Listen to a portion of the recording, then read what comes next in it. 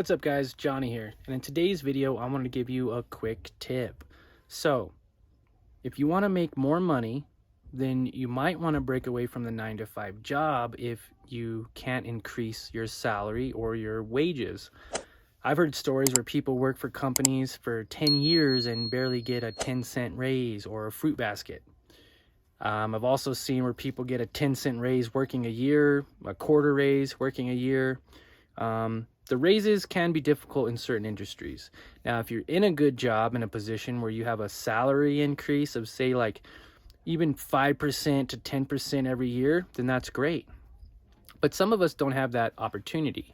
So my thought is, in the community you live, there is always services that you would use. You would use a delivery service to get groceries or food or products. You would have a cleaner service or a painting service, a carpet cleaning service. It could be a variety of things. It could be a handyman. You can look into maybe doing pet sitting or dog walking. But the main point is to first look into your community or the city you live in. What is the competition for the type of business you want to do? Or ask around, ask people what could they benefit from having in the city or town you live in. I live in a small city, so it's kind of easy to talk to people and see, like, there's a lot of businesses we don't have here. We don't have a Walmart, we don't have an Applebee's. Literally it's just fast food and hotels and gas stations, right? So there's always an opportunity to create a business. And what's great is we live in an age right now where we can create a business so cheap. I went to the city hall and I can get a business license for $35. And I'm pretty sure that's similar in a lot of other places.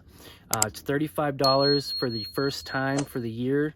And I believe it's the same to renew it. It might even be cheaper to renew it.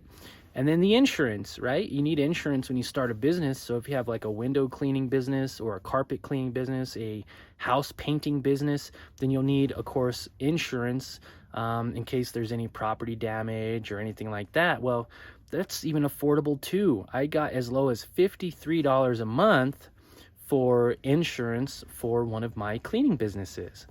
It's a great way to make some extra money, and you could probably even do it part-time, so you could keep the 9-to-5 job or salary job or whatever it is you're doing, and then do your business on the side, make more income on the side. And eventually, if your plan is to grow your business in the hopes that one day you can quit your job and work for yourself, then that's a great way to start, to get your foot in the door.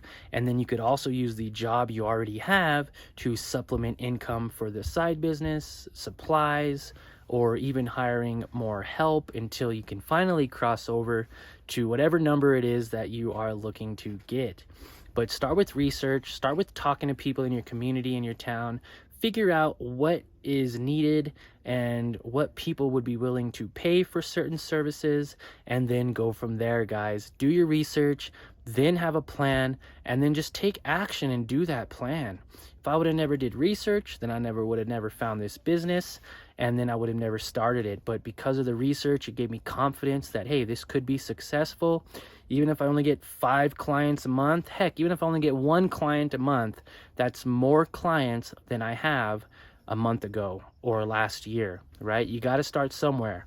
It's okay to look at the bigger picture, but remember, it's a slow progress sometimes. Be patient, be willing to take some fails along the way, learn from your mistakes, but ultimately keep growing. And remember, all I ask is just that you smash that like button and subscribe if you haven't already. That's a little real talk for me, and I'll see you in the next video. Thanks, guys. Thanks for watching. Don't forget to like and subscribe for more great videos.